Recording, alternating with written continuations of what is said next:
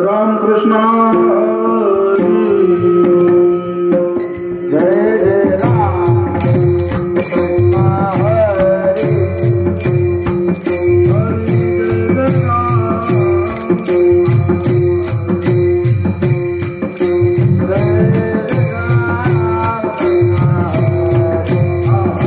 कृष्ण हरी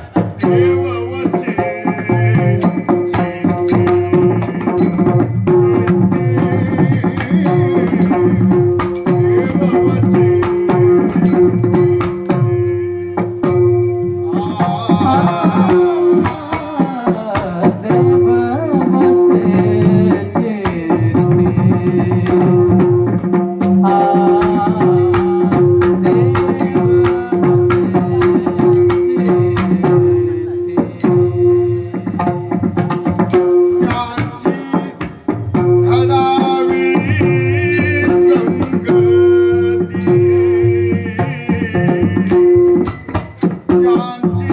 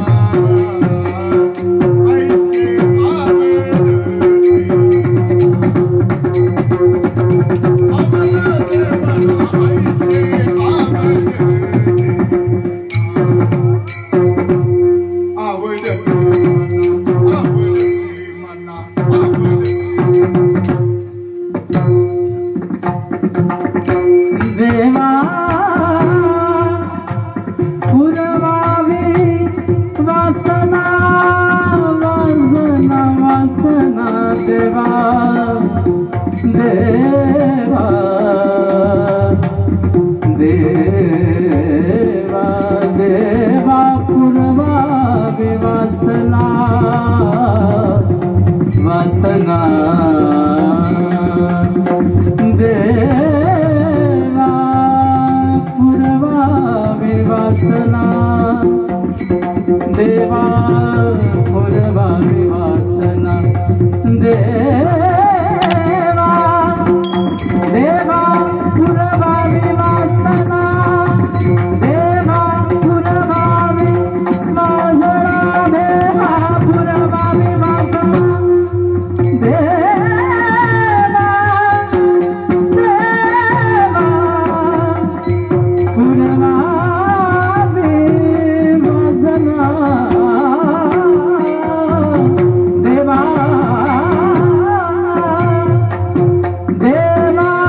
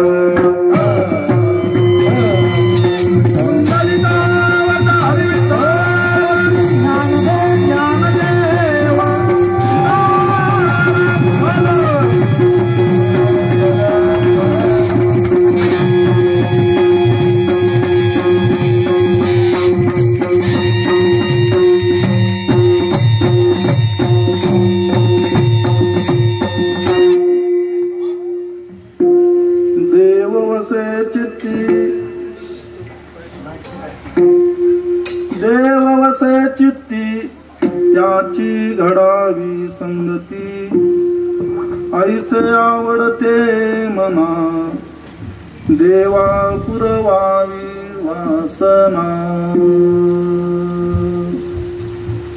हरिजना सवे भेटी न हो अंग संग तुटी ऐसे आवडते मना देवा पुरवावी वासना तुका म्हणे जिने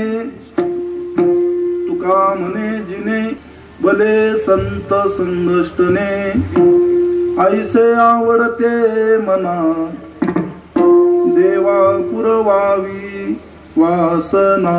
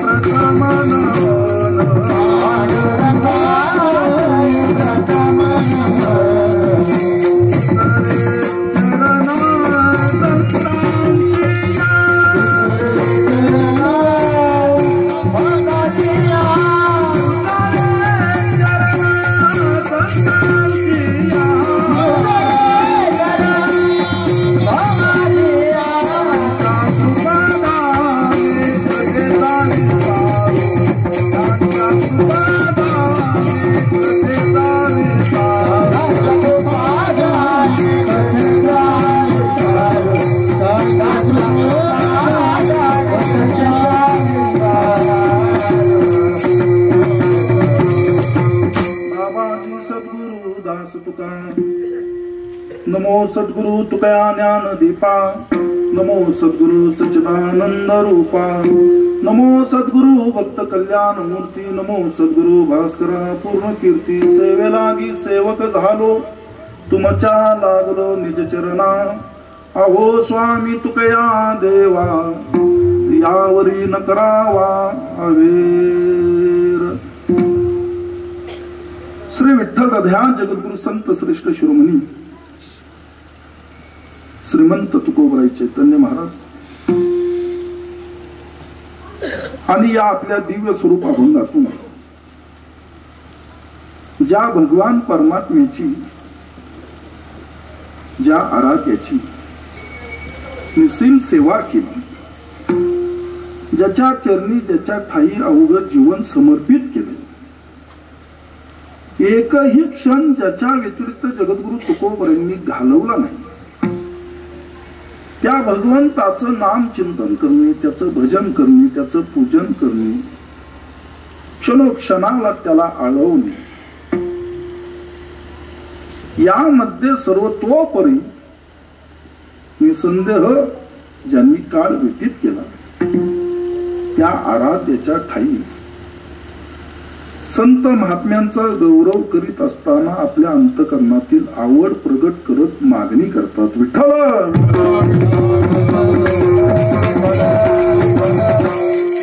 जगद्गुरु तुकोबरायांच्या पंचमवेद अभंग संहितेतील सर्वांच्याच मुखोद्गत असणारा, ठाऊक असणारा असा 4 चरणाचा अभंग आहे. आपण सेवेकरिता अभंग निवडतो, अभंगावर चिंतनही करतो. त्या अभंगातला भावही आपण प्रगट करतो. प्रत्येक भाविकाच्या, श्रोत्याच्या अगदी अंतकरणामध्ये तो अभंगस्थित भाव पोचवण्याचं कार्य हा वक्ता त्या ठिकाणी करीत असतो.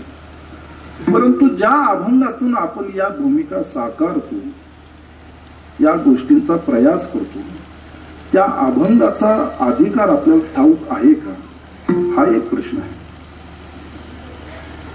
गेली वर्षभर ठिकठिकाणी जगद्गुरु तुकोबरायांच्या त्रिशतकोत्तर अमृत महोत्सवी वर्षपूर्ती सोहळ्यानिमित्त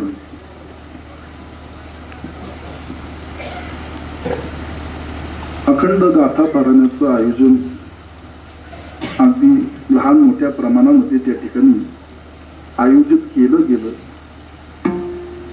ज्यातला गाथा ठाऊक नव्हता त्यांना देखील गाथा त्या सोहळ्याच्या संयोगाने नुसता ध्यानात आला नाही, तर त्या गाथेची पारायणाची सेवा देखील त्या ठिकाणी प्राप्त झाली. अगदी महाराष्ट्रातच नाही तर महाराष्ट्राच्या बाहेर देखील अनेक राज्यांमध्ये मोठमोठ्या प्रमाणामध्ये गाथा पारायणाचे सोहळे त्या ठिकाणी संपन्न झाले, साजरे झाले.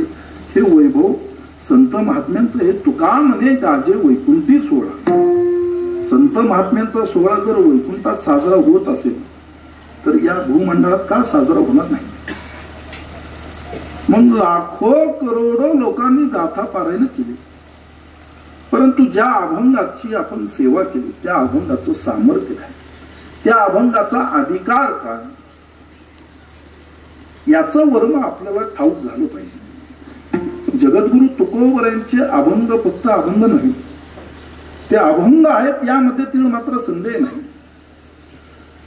किंबहुना जगद्गुरु तुकोबरायांच्या अभंगाचं अनुष्ठान जो अव्यापपणे आपल्या जीवनामध्ये मांडेल त्याचं जीवनच अभंग झाल्याशिवाय राहत नाही.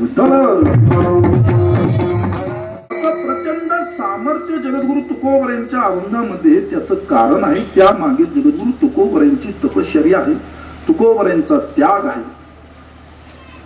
या विश्वाच्या कल्याणाकरिता तुकोबरायांचा अंतःकरण स्थित मोठा कळवळा आहे. हे दिव्यत्व आपल्या पदरामध्ये पडावं, आपल्या नशिबी यावं, याकरिता माझ्या जगद्गुरु तुकोबरायांनी 13 दिवस अन्न पाण्याचा त्याग करून अनुष्ठान केले. आपण एकादशी देखील निराहार करीत नाही. उद्या जर एकादशी असेल तर उद्याच्या एकादशीची तयारी आपण आजच दशमीला करतो. शेंगदाण्याचा कूट वाटून ठेवला पाहिजे नाही का, हिरव्यागार ज्वाला मिरच्या बाजारातून आणल्या पाहिजे नाही का. ज्वाला मिरची कळती का? काळी नव्हे, हा अशी पोपटी कलरची असती, लांब सडक पातळ, हा किती खा चविष्ट लागते पण जाचक नाही. आता तो वाण थोडा कमी झालाय, जसा हा वाण आहे ना, हा वाण कमी राहिला आता. कळलं तर बरं होईल. विठ्ठल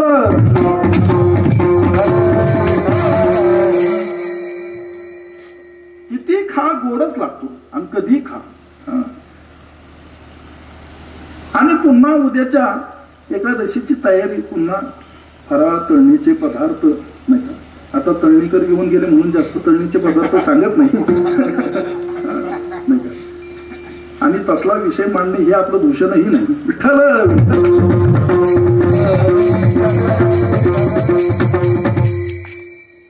परंतु आपण एकादशी देखील अगदी यथेच्छ फराळावर ताव मारत करतो. त्या अभंगामध्ये सामर्थ्य निर्माण होण्याचं कारण जगद्गुरु तुकोबरांची तपश्चर्या आहे, तुकोबरांचा त्याग आहे, आपल्याविषयी असणारा जगद्गुरूंच्या अंतकरणातील कळवळा आहे. म्हणून आजही ते अभंग आहे. त्या अभंगाचं अनुष्ठान करणाऱ्याचं जीवन हे देखील अभंगच राहतं. एवढंच नव्हे, जगद्गुरु तुकोबरांच्या पंचमवेद अभंग संहितेतील प्रत्येक अभंगातील शब्द हे परब्रह्म स्वरूप आहे. तुका म्हणे पहा शब्दची हा देव, प्रत्येक शब्द परब्रह्म स्वरूप आहे. ही दुसरी बाब. तिसरी बाब अशी की जगद्गुरु तुकोबरांचे अभंग हे धनस्वरूप आहेत. पहिले तुकोबरांचे अभंग हे अभंग आहेत. तुकोबरांचे अभंग हे परब्रह्म स्वरूप आहे. जगद्गुरु तुकोबरांचे अभंग हे धनस्वरूप आहे. आम्हा घरी धन शब्दांचीच रत्ने तुकोबरांकडे जो जो याच्या कृतीने येईल, तुकोबराय प्रसाद म्हणून त्यांना अभंगच दे. नाही आपण चहा देतो, कॉफी देतो. आता माऊलींनी सांगितले चहा देऊ नका म्हणजे, पाहुणा जगावा वाटत असेल तर गोमूत्र देत जा. हा आपण पाहुणचार करतो. तुकोबराय जे द्यायचे ते अभंगच द्यायचे. शब्द वाटू धन जनलोका, हे शब्दरूपी धन तुकोबराय प्रत्येक पाहुण्यांना, प्रत्येक याचकांना त्या ठिकाणी देत. आणि हे कधीही न संपणार अशा स्वरूपाचं धन आहे. का तर ते परब्रह्म स्वरूप आहे, अभंग आहे. धनगरी पांडुरंग अभंग जे सरे ना. तुकोबरांचे अभंग किती धनप्रधान आहे हे जर थोडं मोकळं होऊन सांगायचं जर झालं तर पहा, महाराज अभंग 2 जरी पाठ असले तरी गोवा 4 चाकी वाहनातून प्रवास करतो. मी विनोदाने सांगत असतो, निदान चाकाला तरी 1 पाठ करा. अभंग 2च पाठ. हे वैभव, हे सामर्थ्य, ही संपदा या अभंगाची आहे. त्यामागील परिश्रम निश्चितच जगद्गुरु तुकोबरांचे आहे. चौथी गोष्ट तुकोबरांचा साक्षात अनुभव आहे. अनुभवे आले अंगा ते या जगात येतसे माझा पहा अनुभव. अशा या दिव्य स्वरूप अभंगातून आपल्या आराध्याकडे जगद्गुरु तुकोबराय मागणी करतात. विशेष आहे, मोठं कौतुक वाटतं. या अभंगातून 4 गोष्टी प्रखरतेने जाणवतात.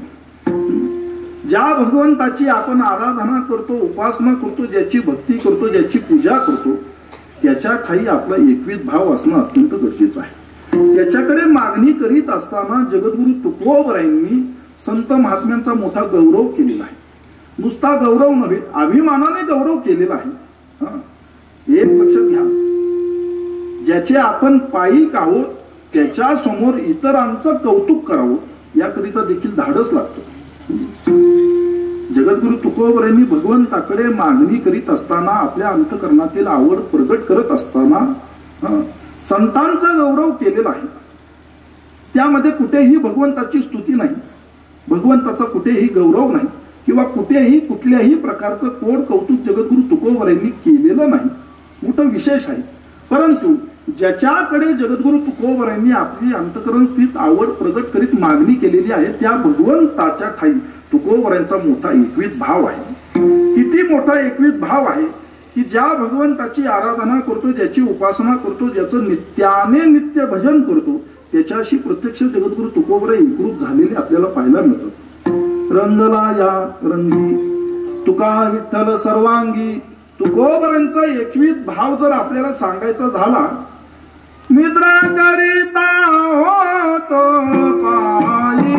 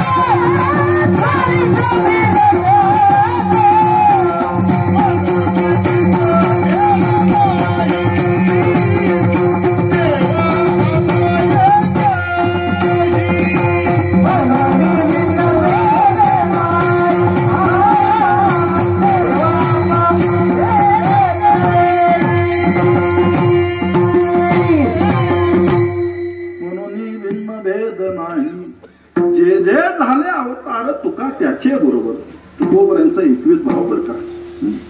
किती सेवा, किती भगवंताच्या ठाई निष्ठा असावी, किती त्याच्या प्रती प्रेम असावं, किती आपुलकी असावी, किती जिव्हाळा असावा, किती करुणा असावं, किती त्याच्या भेटीची आर्तता असावी. जेवढे काही भगवंताने अवतार धारण केले त्याबरोबर जगद्गुरु तुकोबरायांनी अवतार घेऊन भगवंताची सेवाच केली. करीती नामाचे चिंतन, गडी कामवाचे ध्यान. म्हणून त्या भगवंताशी सेवेच्या अधिकाराने, सेवेच्या साधनेने, तपश्चर्येने तुकोबराय एकरूप झाले. आणि जे भगवंताशी एकरूप होतात संत त्यांनाच म्हणावं बरं. आजकाल कोणीही उठून संतपणाच्या पदव्या मिरवायला लागलेल्या आहेत. देवते संत देवते संत निमित्त त्या प्रतिमा किंवा तेची संत ज्यांचा हेत विठ्ठल, ज्यांचा भगवंताशी अविभाज्य अशा स्वरूपाचा संबंध आहे त्यांना संत म्हणावं. एक क्षणही भगवंतापासून जे वेगळे नाहीत, भगवंतापासून जे विचलित होत नाही तया नाम संत. आणि तुकोबर तर तुका विठ्ठल सर्वांगी, मग तुकोबर यांनी किती नामसंकीर्तन केलं असेल. ज्या आराध्याची उपासना करायची सर्व जीवन त्याला मानावं लागतं, त्याच्या चरणी देह समर्पित करावा लागतो. देह समर्पिजे या भाव, देह जावो अथवा राहो पांडुरंगी दृढ भाव. आता याच अभंगावर कीर्तन करता करता एकाने 1.5 किलो गुळ खाल्ला. अभंग घेतला, देह जावो अथवा राहो, आणि 1.5 किलो गुळ खाल्ला. कुठला संदर्भ लावायचा? पूर्णतः त्या ठिकाणी एक लक्षात घ्या, जोपर्यंत देहावर उदार होत नाही, देहासंबंधीची आसक्ती संपुष्टात येत नाही, तोपर्यंत भगवान परमात्म्याची प्राप्ती होत नाही. आपण देवाच्या दर्शनाला जाताना देखील परफ्यूम मारून जातो, नाही का? सुगंध भरपूर यावा म्हणून, नाही का? आपल्या ठाई असणारा सुगंध दरवळावा म्हणून. परंतु एक लक्षात घ्या, या भावनेतून त्याच्याकडे जात असणाऱ्याच्या अंतकरणामध्ये त्याच्याविषयी कुठल्याही प्रकारचा गंध नसतो. तो इतरांनाच गंध लावण्यामध्ये प्रवीण असतो. विठ्ठल लौकिकापुरती नवे माझी सेवा, अनन्य केशवा दास तुझा. लौकिक दृष्ट्या उपासना नको, लौकिक दृष्ट्या भगवंताची आराधना नको, त्याची साधना नको. त्या भगवंताशी प्रत्यक्ष संवाद साधता आला पाहिजे, त्याच्याशी हितगुज साधता आलं पाहिजे. देवा सांगू सुख दुःख, देवाशी बोला. ज्या भगवंतानी आपल्याला सुंदर नरदेह प्रदान केलेला आहे त्या भगवंताशी आपण संवाद साधतो का? त्याला आपलं जीवन माना. संत महात्म्यांच्या चरित्रातून आपल्याला हाच बोध घ्यायचा असतो. जगद्गुरु तुकोबर यांनी पहा, त्या भगवंतालाच आपलं जीवन मानलं. विठ्ठलामुचे जीवन आगम निगमाचे स्थान, विठ्ठल सिद्धीचे साधन, विठ्ठल ध्यान विसावं, सर्व काही तो आणि तोच. तुका मनी माझी याची सर्व सुख, पायी न श्रीमुख आवडीने. त्या भगवंता वाचून मला इतर कशाही मध्ये रस वाटत नाही. नको ब्रह्मज्ञान आत्मस्थिती भाव, मी भक्त तू देव ऐसे करी. सदोती ताखंडित आपण भक्त म्हणून मिरवण्यात अभिमान बाळगला पाहिजे. याचा धरीना अभिमान करीना फुले जतन. याप्रमाणे आता 4 अभंग जरी पाठ झाले, 4 चाली जरी चांगल्या यायला लागल्या, तरी एवढा भलताच अहंकार अभिमान त्या ठिकाणी निर्माण होतो. मग हे जास्त काळ टिकत नाही. तीड मात्र जरी होय अभिमान, मेरुतो समान भार देवा. आणि अहंकार गेला तुका म्हणे देव झाला. दोन्ही प्रमाण अगदी सूचक आहेत, मार्मिक आहेत. म्हणून संत महात्म्यांच्या चरित्रातून आपल्याला हाच आदर्श घ्यायचा की जेणेकरून कुठेतरी त्यांच्या आदर्शाने आपलं जीवन कृतार्थ होईल, धन्य होईल, आपल्या येण्याचं सार्थक होईल. आणि हे सार्थक फक्त 2च गोष्टींमध्ये, एक भगवंताच्या सानिध्यामध्ये आणि संतांच्या कृपेमध्ये. तुका म्हणे जन्माची सार्थक विठ्ठलाची एक देखलिया, किंवा जन्मा आलो त्याचे आजी फळ झाले साचे. मग पहा, अवघं जीवनच त्या विठ्ठलाला मानलं. त्या विठ्ठला वाचून कशाचीही आस जगद्गुरु तुकोबरांनी अंतकरणामध्ये ठेवली नाही. आम्ही तरी आस झालो टाकोनी उदास, आणि उदासीनाच्या लागे तुका म्हणे धावे मागे.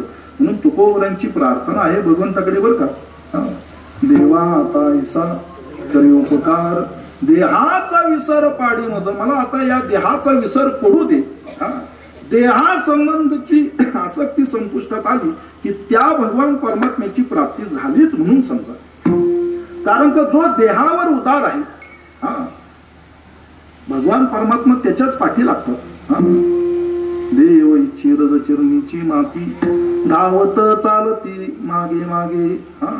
संत महात्मे हे देहावर उदार असल्या कारणाने स्वतः भगवान परमात्मा त्यांच्या पाठोपाठ धावतात आणि देवाला देखील त्यामध्येच आनंद वाटतो, तिथे सुख वाटतो. संतांचे सुख झाले या देवा किंवा वैकुंठ सोडून संत सदनी राहिला. त्याकरिता पडेल ते कार्य तो स्वतः भगवान परमात्मा करतो. मनोनी सेवा करी त्यांची असा अधिकार संत महात्म्यांनी प्राप्त केला. परंतु मोठ्या एकवीत भावाने त्याच्याशीच रस झाली, त्याला सर्वस्व मानलं. अनेकांची स्तुती अगदी आपली पारमार्थिक भूमिका संत महात्म्यांनी अगदी स्पष्ट केलेली आहे. तळ्यात मळ्यात नाही. असं केलं की कधी गाड्यात येतं कळत नाही.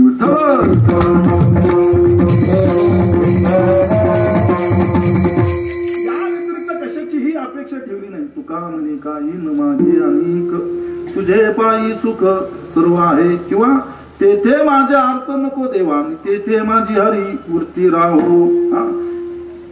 या उपर आम्हाला ब्रह्मज्ञान देऊ जरी केलं तरी नको, फक्त मी तुझा भक्त असावा आणि तू माझा देव असावा, माझा दाता असावा, माझं सर्वस्व असावं.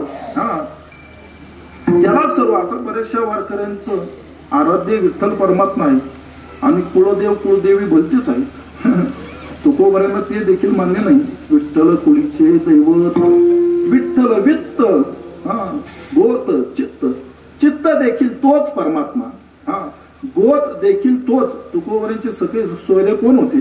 विठ्ठल बाप माये चोळता, विठ्ठल भगिनी आणि भ्राता, विठ्ठले विन चाड नाही गोता तुका म्हणे आता नाही दुसरे. आणि ते माझे सोयरे सज्जन सांगाती पाया ठेवीती विठोबाचे. आता सप्तात लग्न जोडवली जातात. विठ्ठल काही त्यालाच मानव. वित्त देखील तो. 2 तास त्याच्यावरच कीर्तन करायचं आणि परत अर्ध्या वाड्यातून माघारी यायचं. आपण काय ठरलं होतं? विठ्ठल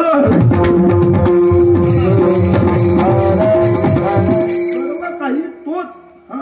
तुका म्हणे जाते संकाधिक ध्यात त्यामुचे कुलदेवत पांडुरंग. कुलदैवत देखील तो, सखे सोयरे देखील तो, माय बाप सर्व काही तो आणि तोच. विठो तुझे माझे राज्य नाही दुसऱ्याचे गाज. एवढा मोठा त्या ठिकाणी एकवीत भाव असावा लागतो. म्हणून तुकोबऱ्यांची अपेक्षा देखील त्याच प्रकाराची आहे. नावी रूप माझा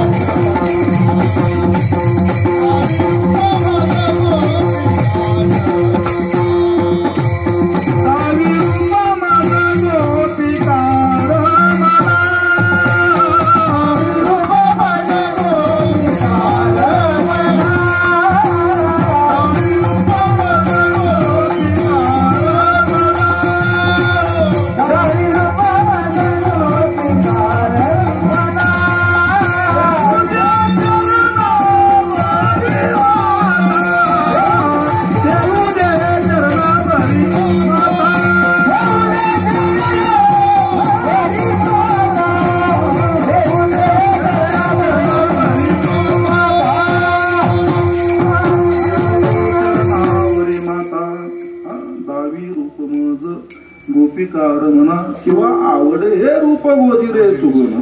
एवढा तुकोबऱ्यांचा एकवीत भाव होता. त्या भगवंता व्यतिरिक्त कुठल्याही प्रकारची अपेक्षा जगद्गुरु तुकोबऱ्यांनी केली नाही. दीन रजनियाची धंदा गोविंदाचे पवाडे. तुकोबरे म्हणतात त्याचे पवाडे गाणं, त्याचं कीर्तन करणं, त्याचं भजन करणं हा आमचा धंदा आहे. आता चांगल्याला जर म्हटलं महाराज कसा चाललाय तुमचा धंदा, तर त्याची तळपायची आग मस्त जाते. परंतु तुकोबरे म्हणतात या धंद्या व्यतिरिक्त आम्ही दुसरा धंदा केलाच नाही. नेने अनेक काही धंदा नित्य ध्यात असे गोविंदा.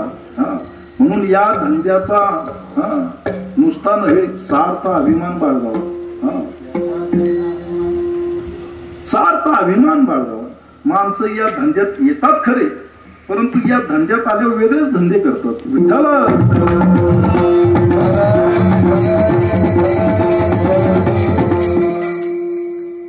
नित्य ध्यात से गोविंदा, नित्य त्या गोविंदाचं ध्यान करणे तुकोबरे म्हणतात आमचा धंदा आहे. हा देखील आपल्याकरिता एक आदर्श आहे. आपण फक्त सप्त्याकरिता एकत्रित येतो. परगावी जरी असलो तरी परगावातून 8 दिवस सुट्टी काढून रजा काढून गावी येतो. परंतु सप्ताह संपल्यानंतर पुन्हा काय? काकडा कोण करणार? भजन कोण करणार? हरिपाठ कोण करणार? गावोगावी मंदिर आहेत याचा अभिमान आहे, परंतु त्या मंदिरातलं भजन गेलं कुठं? कीर्तन 2 तासाची वेळ आहे, 1 तास झालं तरी पुरे थोडे परी निरे व्हावे. परंतु पहिली चाल ठाईचीच झाली पाहिजे, मधल्या चाली झाल्याच पाहिजे, शेवटच्या चाली झाल्याच पाहिजे. विनेकरी गादीवर आल्यावर कीर्तनकारांनी कंबर सोडावी, नाहीतर ज्ञानेश्वर माऊली झाली आपलं आपण सोडून लगे पडायचं. अशानं पुन्हा उभंही करू नये. जर या जाणत्या मंडळींनी जर भजन केलं नाही तर तरुणांपुढे पुढील येणाऱ्या पिढ्यांना भजन कसं पोचणार? आणि वारकरी संप्रदाय हा भजन प्रधान संप्रदाय आहे हे नीट लक्षात घ्या. तुका म्हणे येते भजन प्रमाण. देवे दिला देह भजना गोमटा. भजनाकरिता गोमटा म्हणजे सुंदर अशा स्वरूपाचा देह भगवान परमात्म्याने देऊ केलेला आहे. नुसताच वक्ता बोलत राहिला तर ते व्याख्यान होईल. भजनीय चिंतन या नाम कीर्तन. म्हणून आपल्या कीर्तनाचं प्रमाण आहे. लावणी मृदुंग श्रुती टाळ घोष सेवू ब्रह्मरस आवडीने. तिथं प्रमाणात झाली पाहिजे. प्रमाणाला जोड चाली त्या ठिकाणी झाल्या पाहिजे. हे भजन पुढल्या पिढीच्या हाती गेलं पाहिजे. असं नाही की श्रोत्यांनी फक्त बसावं, त्यांनीही टाळी वाजून भजन केलं पाहिजे. आता पद्धती बदलत चालल्या. कीर्तनात पूर्वीची परंपरा आहे टाळी वाजवली जायची, आता टाळ्या वाजवल्या जातात. याच्यामध्ये फरक आहे. एखादं वाक्य पटलं वाजल्या टाळ्या, आणि विठ्ठल विठ्ठल नेमके हात जातात पुढे. विठ्ठल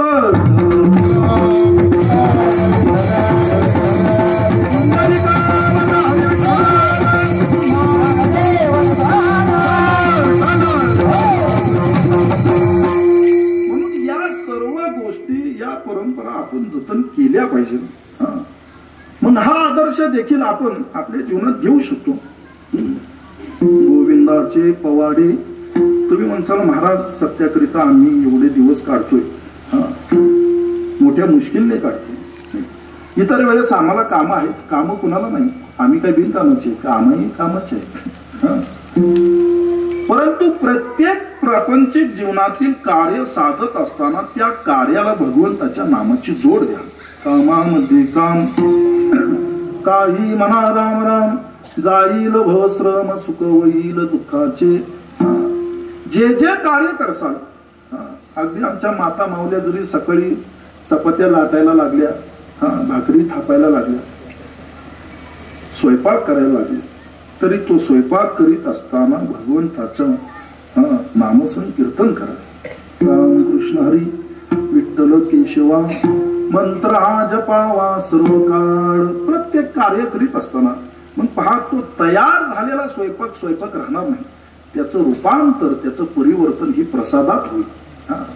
आता तुम्ही जर भाकरी थापताना जर मेल्या मुडद्या जर म्हणत असाल तर खाणाऱ्याचे काय होणार? ते चाल होणार. पवित्रते अन्न तुकामध्ये चवी आले जे का मिश्रित विठ्ठल. असा स्वयंपाक केला की घासाला विठ्ठलाचं स्मरण व्हावं. मग जे जे कार्य करसाल त्या कार्याला भगवंताच्या नामाची जोड दिली की त्या कार्याला देखील उन्नती लागते. ते कार्य देखील त्या ठिकाणी झळाळून निघतं, उजळून निघतं. हे सामर्थ्य त्या भगवंताच्या नामसंकीर्तनामध्ये आहे. जळतील पापे जन्मांतरीचे, हे ऐकायला सोपं आहे पण करायला अवघड आहे. तुका म्हणे सोपे आहे सर्वांनी, इथपर्यंतच थांब. सर्वांना ते प्राप्त होत नाही. आता पुढे पहा, शहाणा तो धनी घेतो येते. जो शहाणा आहे, सुज्ञ आहे, जो जागृत झालेला आहे, तोच पुढे धजावतो. संत महात्म्यांच्या चरित्राचं चिंतन का करायचं, श्रवण का करायचं, त्यातून हे बोध घ्यायची, ही लक्षणं पुरेपूर आपण आपल्या जीवनामध्ये उतरवायची. मग पहा, जगद्गुरु तुकोबरे म्हणतात, या व्यतिरिक्त आम्ही काहीच केलं नाही. नित्य ध्यान तसे गोविंदा. आता त्या गोविंदाचं नित्य ध्यान करण्याकरिता त्याच्याविषयी आपल्या अंतकरणामध्ये आवड असावी लागते, त्याच्याविषयी प्रेम भाव असावा लागतो. पहा, ज्याच्यावर प्रेम आहे माणूस रात्री 1:30 वाजता सुद्धा ऑनलाईन असतो. का? प्रेम आहे. झोप ही त्याची पळून गेली झोप. त्याला झोप देखील लागत नाही. का? प्रेम आहे. परंतु एक लक्षात घ्या, ते प्रेम हे धिकार प्रेम आहे. त्या प्रेमाचा धिकार आहे. जे सात्विक आहे, अबाधित आहे, असं प्रेम हे भगवंताच्या ठाई आहे. तो शुद्ध सात्विक प्रेमाचा बुकेल आहे. तो प्रेमाचा बुकेल. बोला,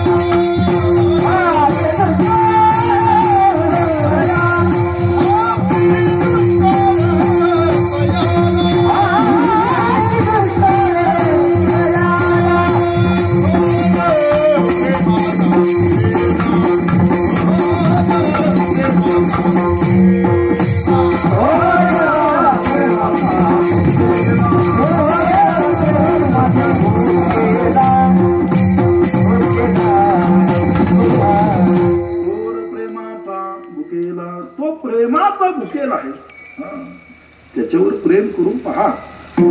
माणसं नैवेद्य देखील 1.5 फुटावरून दाखवतो. कृष्णार्पण.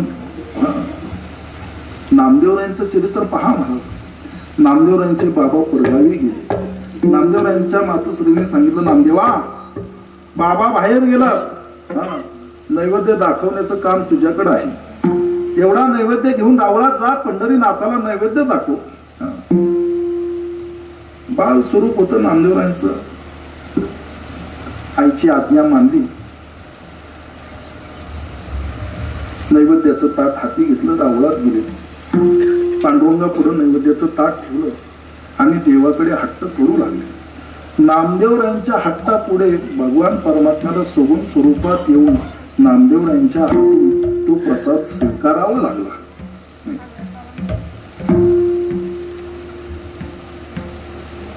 मग आपण त्या प्रकारे भगवंताला नैवेद्य का दाखवत नाही? नैवेद्य दाखवणं सोडा, माणसांना रावळात जायचा कंटाळा आहे. मंदिराच्या बाहेरूनच जातात. हा उगा आहे गळ्याला गळ्यात माळा आणि कपाळाला गंध, हा आणि लौकिक भाव, म्हणून तसंच गाडीवर थांबायचं. एक पाय ब्रेकवर तसाच असतो, एक पाय जमिनीवर टेकलेला असतो, हा आणि बाहेरूनच आत बघायचं. ही आपल्या दर्शनाची पद्धत असते. साधू संता शरण जाऊ मनोभावे किंवा घालू लोटांगण महाद्वार. बघा पंढरीला वारीला जा, महाद्वारात गेल्यानंतर त्या ठिकाणी कुणी लोटांगण घालताना दिसत नाही. सेल्फी काढताना तुम्हाला ढिगभर दिसते. ऍट पंढरपूर झाली वारी पोच नाही, परंतु त्या महाद्वारात कुणी लोटांगण घालत नाही. नामदेवरांची भूमिका पहा. नामा म्हणे आम्ही पायरीचे चिरे, अवघ्या संतांची पायधूळ मला प्राप्त व्हावी याकरिता नामदेवरायांनी पायरीशी समाधी केली. मग पहा, तिथं जर आपण लोटांगण घातलं तर अवघ्या संत महात्म्यांच्या रजकणाने आपण न्हावून निघू. परंतु हा दृष्टिकोन त्या ठिकाणी आपल्या अंतकरणामध्ये निर्माण होत नाही. भगवंताशी संवाद नाही, भगवंताशी आर्तता नाही, भगवंताशी प्रेम नाही. एक लक्षात घ्या, त्याच्या भेटीची आर्तता अंतकरणामध्ये निर्माण झाली की तो देखील आपली वाट पाहतो. आपण वाट लावणाऱ्या देवांच्या मागे लागतो. सेंदरी हेंदरी दैवते कोणती पूजी भूते खेते, आपुल्या पोटाची रडते मागती शिते अवधान, आपुल्या इच्छे अमिका पिढी. आपण त्यांच्या आमुष्याच्या वाऱ्या करतो, त्यांच्या पौर्णिमेच्या वाऱ्या करतो. पण जो भक्तांकरिता धावून येणार आहे तैसा नव्हे नारायण जग व्यापक जनार्दन. तुका म्हणे त्याचे करा चिंतन वंदू चरण, येती सकल हाके सरसी उडी लाभून या स्तंभ पुढी. आईसी कृपावंत कोण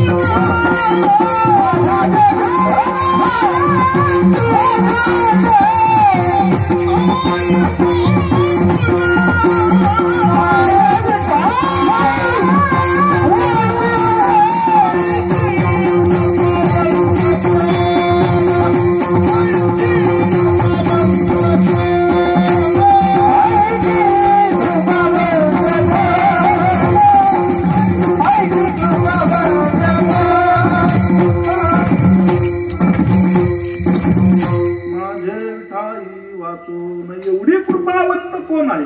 बहु आहे करुणांत अनंत हे नाम ज्या. म्हणून त्याच्यावर प्रेम करा, मोठ्या भक्ती भावाने त्याला आळवा, तो कृपा करील. अगदी हात मारल्याबरोबर भक्तांकरिता धावून येणारा, त्वरित सामोरा प्रगटणारा एकमेव भगवान परमात्मा आहे. म्हणून तुकोबरे म्हणतात तैसा नवी नारायण, तो इतरांप्रमाणे नाही. म्हणून नाटातील 12व्या क्रमांकाचा हा अभंग आहे. आणि भजनाचं वर्म असं आहे, तुका म्हणे वर्म भजनेची सापडे. सर्व चरण आणला आपल्या इच्छा अनेका पिढी हे द्रौपदी, परंतु शेवटचं चरण झालं की द्रौपद म्हणून. नाहीतर नारायण देखील सेंद्री हिंद्री मध्ये जाऊन बसतो विठ्ठल. मग त्याला मोठ्या भक्तीने आळवा, त्याच्यावर प्रेम करा. आपल्या अंतकरणातील भावना त्याला कळाली की तो देखील आपली वाट पाहतो. तुका म्हणे ऐसे अर्थ ज्याचे म्हणी त्याची चक्रपाणी वाट पाहे. अशा स्वरूपाची आराधना उपासना जगद्गुरु तुकोबरांची होती. मोठी आवड त्याच्या विषयी होती. गोविंद गोविंद मना लागल या छंद. गोविंद आसनी गोविंद शयनी गोविंद त्या म्हणी वैसरासे. तुकोबरा म्हणतात आता त्याच्या व्यतिरिक्त दुसरा विचारच नाही. आम्ही का दुसरे मज नाही आता. नेहमी या चित्ता पासून या पांडुरंग ध्यानी. पांडुरंग म्हणी जागृती स्वप्नी पांडुरंग. अगदी रात्र न कळे दिवस न कळे अंगी खेळे दैवत. आठवून आठव गेले भावाभाव झाला स्वयंमेव पांडुरंग. असो ऐसा कोठे आठवची नाही. देहीच विदेही भोगदशा. एवढी पराकोटीची एकवीस भावना जगद्गुरु तुकोबरांची होती. आपण जर जपमाळ घेतली तर मनी पुढे जातात. जप तिथंच थांबतो. जप जपलाच जात नाही. आणि जर जप चालू झाला तर मनी तिथं थांबतात. भजनामध्येही बऱ्याचशा गोष्टी अशाच असतात. चाल म्हणायला जातो टाळ बंद राहतो. बऱ्याचशा मंडळींना टाळ न वाजवता भजन करण्याची सवय आहे. याच्यात त्यांचीही चूक नाही. डवळ्यापाशी कवळ्या उडान नाही टाळ सुरू झाला की भजन थांबतं. आणि ज्या वेळेस दोन्हीचा समन्वय जोडून येतो त्यावेळेस प्रमाणच आठवत नाही. अशी स्थिती आहे बघा. असो त्याच्यावर नितांत प्रेम करा. हाक मारल्याबरोबर धावून येणार तो भगवान परमात्मा आहे. तुकोबराय म्हणतात त्याच्या व्यतिरिक्त माझ्या अंतकरणामध्ये दुसरा भावच प्रगट होत नाही. उलट माझी त्याच्याकडे प्रार्थना आहे. आता माझ्या भावा अंतराय नको देवा. माझ्या अंतकरणामध्ये तुझ्याविषयी जो भाव निर्माण झालेला आहे त्याला आता अंतर पडू देऊ नकोस. या संसारामध्ये किती जरी दुःख निर्माण झालं तरी त्या दुःखावर मात करीत मी तुझंच भजन करेन. तुझं चिंतन करेन. एवढा एकवीस भाव जगद्गुरु तुकोबरांचा भगवान पंढरीनाथाच्या चरणी होता. त्यामुळे त्याचा गौरव तुकोबरांना करू वाटला नाही. उलट मोठ्या अधिकाराने जगद्गुरु तुकोबरांनी आपल्या अंतकरण स्थित आवड प्रगट करीत असताना भगवंताला मागणी केली. देवा देव वसे चित्ती. ज्यांच्या अंतकरणामध्ये ज्यांच्या चित्तामध्ये तू विराजमान आहे. आता एक लक्षात घ्या. चित्तामध्ये अंतकरणामध्ये मनामध्ये भगवंताला साठवणं खूप कठीण आहे. पण अंगात आणणं खूप सोपं आहे. फरक आहे इथं. चित्तामध्ये भगवान परमात्मा विराजमान होणे स्थानापन्न होणे हे निराळ आणि अंगात येणं निराळ. तुका म्हणे चित्त करावे निर्मळ. येवनी गोपाळ राहे सर्वांग निर्मळ चित्त जैसे गंगाजल. ज्याच्या काही विकार नाहीत विषय नाहीत. जो विकार विषय विरहित ज्याचं पवित्र शुद्ध सात्विक अंतकरण आहे त्या अशा पवित्र सोज्वळ अंतकरणामध्येच तो भगवान परमात्मा स्थानापन्न होतो. आणि एकदा का तो स्थानापन्न झाला की सर्वात्मक पण माझे हिरोनी नेतो कोण. अशा साधकाला अशा भाविकाला कोण काय म्हणतं याच्याशी काहीही मत नसतं. निंदी कोणी मारी वंदी कोणी पूजा करी. मज हेही नाही तेही नाही वेगळा दोही पासून. कारण का आता अंतकरणामध्ये तो आहे आणि तो अंतकरणामध्ये स्थानापन्न झाला की विकार नाही विषय नाही. आपण प्रपंचामध्ये येऊन नेमकं त्याच्याच आहारी जातो. विषयाचे चिरवणी झाली आयुष्याची गाळणी. किंवा विषय ओढी भुलले जीव तुकोबराय म्हणतात आता याची कोण करील किंव. नाना विषयांच्या विकारांच्या आहारी जातो. त्यामुळे खऱ्या सुखाला आपण मुकलो जातो.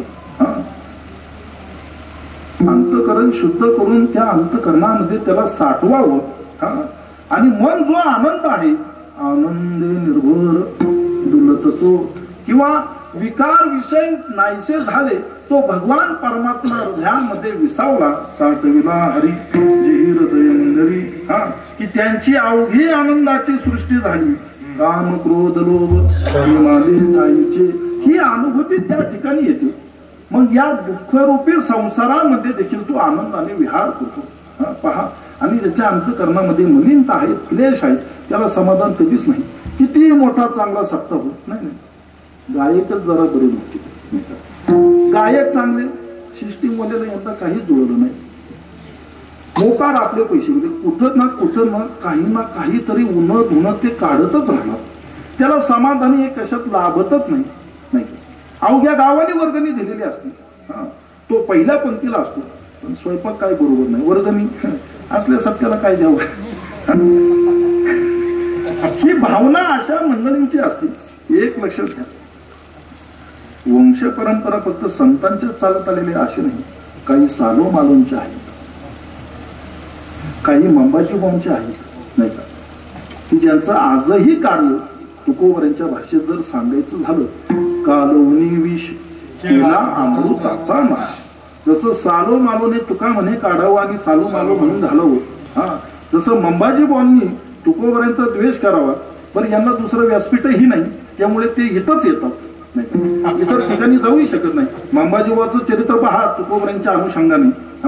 मंबाजीबा कीर्तनाला जायचे तुकोबऱ्यांच्याच, कारण की त्यांनाही माहिती कीर्तन ऐकावं तुकोबऱ्यांचंच ऐकावं, नाही का, आणि द्वेषही तुकोबऱ्यांचाच करायचा. म्हणून हे काही असे आहेत की आपण्या घात कर विठ्ठल.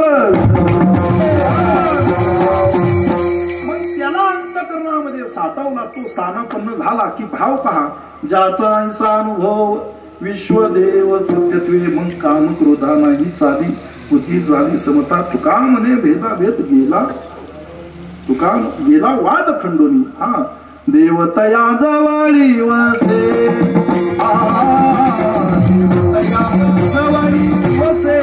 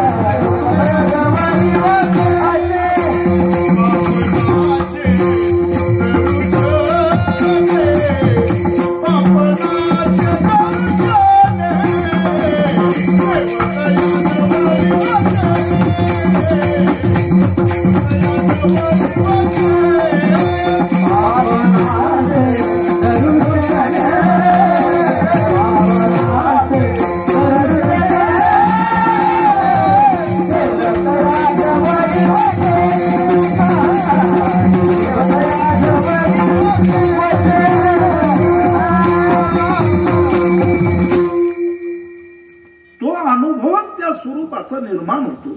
मग अशांना भगवंताच्या शोधात बाहेर पडावं लागत नाही. देवतया जवळी वसे, पापनासे दर्शने.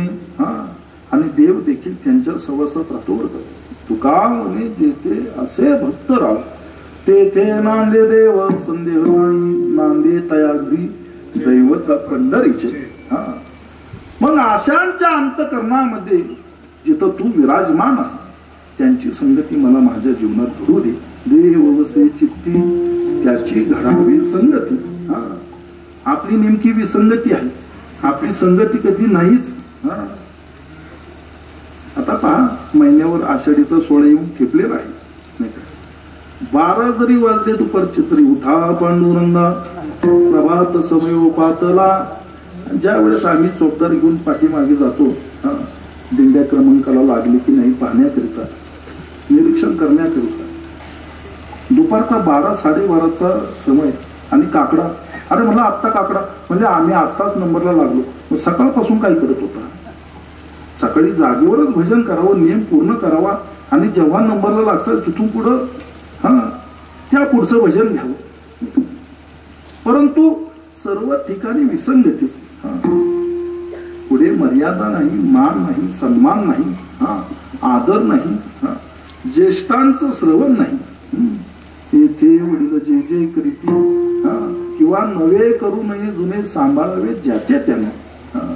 म्हणून पहा, जगद्गुरु तुकोबराय म्हणतात की मला त्यांची संगत प्राप्त होऊ दे की ज्यांच्या अंतकरणामध्ये तू विराजमान आहे. संत संगती देई चरण सेवा जे देहा विसरण पडावा हाची भाव माझ्या जेव्हा पूर्वी तेव्हा मनोरथ. संतांची संगत तुकोबरायांनी मागितली. तू कुणाच्या अंतकरणामध्ये आहे? संत महात्म्यांच्या, हरिदासांच्या, त्या वैष्णवांची, त्या संतांची अखंड संगत मला माझ्या जीवनामध्ये प्राप्त होईल का? त्या संतांच्या, वैष्णवांच्या, हरिदासांच्या संगतीमध्ये भगवंता तुझा विसर पडत नाही. माझी तुला प्रार्थना आहेच, त्यामध्ये तिळ मात्र शंका नाही. विसरण तो पडावा माझा देवा तुम्हासी. परंतु सदोतीत तुझं भजन ज्या हरिदासांच्या, वैष्णवांच्या, संत महात्म्यांच्या सहवासामध्ये घडतं त्यांचा अखंड वास मला त्या ठिकाणी प्राप्त हो. तुकोबरांचीच नाही महाराज, आदी संतांची देखील हीच भूमिका आहे. अखंडित नामा त्यांची वास पाहे निशिदिनी ध्याये संत संग. नामदेवरायांनी देखील हीच भूमिका त्या ठिकाणी मांडली की अशा संत महात्म्यांची अखंडित संगत मला प्राप्त व्हावी. अगदी दिवस रात्र सदोतीत त्यांचा सहवास असावा. म्हणून एक लक्षात घ्या, ज्यांना भगवंताची प्राप्ती करायची त्यांनी संतांची आणि संत वाङ्मयाची कास धरावी. विठ्ठल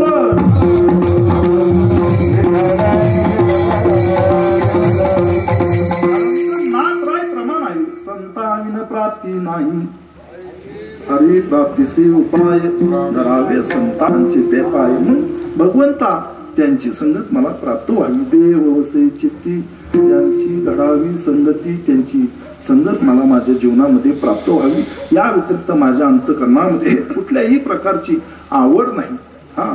हीच आवड आहे आणि तीच मोठ्या निष्ठेने निवडलेली आहे. ऐसे आवडते मला देवा पुरवावी वासना. हा जो भाव माझ्या अंतकरणातून निर्माण झालेला आहे तेवढाच तू पूर्ण कर. त्या व्यतिरिक्त मला कशाचीही अपेक्षा नाही. आणि मी मागणार तरी कुणाकडे मागणार? तुझ्याकडेच मागणार. तुझी सेवा आम्ही मोठ्या निष्ठेने करतो, अधिकाराने मागतो. आणि महाराज तुकोबरांची मागणी ही अधिकाराचीच आहे. तुकोबरांची मागणी आपल्याप्रमाणे नाही. तुकोबरे मागणी करतात ती अधिकाराने करतात, कारण तर तुकोबरांच्या सेवेचं बळ, तुकोबरांच्या सेवेचं सामर्थ्य त्या अधिकाराचं, त्या तोला मोलाचं होतं. तुका म्हणे देवा ऋणी करून ठेवू सेवा. आपल्या सेवेने त्या विश्वाच्या नायकाला तुकोबरांनी ऋणात बांधून घेतलं होतं. आणि देव सुद्धा अशांच्याच अंकित राहतो, ऐसा भक्तांचा अंकित. आणि मग तुका म्हणे पूर्वी इच्छा जया तैसा विठ्ठल. फक्त वाट पाहूनच असतो की संत महात्मे काय काय मागतात. आपण 2-2, 3-3 दिवस बारीला लागतो खरे, गरुड खांबापर्यंत येऊन पोचतो. तुकोबरांच्या चरण पादुकांचा स्पर्श करून त्या ठिकाणी गाभाऱ्यात प्रवेश करतो. आणि जेव्हा त्याच्या दर्शनाची वेळ येते तेव्हा हात जोडतो, डोळे मिटून घेतो. मग 2 दिवस बारीला लागलं कशा करतात? डोळे मिटतो आणि तेवढ्या क्षणात जेवढं काही आहे मनातलं तेवढं तिथं बोलून मोकळा होतो. हे दे, ते दे, ते दे, नाही का? कळेपर्यंत सिक्युरिटीने बाहेर आणलेला असतो. त्याच त्यालाच भान राहत नाही. एक लक्षात घ्या, भगवंताकडे काहीही मागणीची आवश्यकता नाही. काय मागावं हा आदर्श आपल्या पुढ्यात असावं याकरिता संत महात्म्यांनी केलेली ही एक लीला आहे.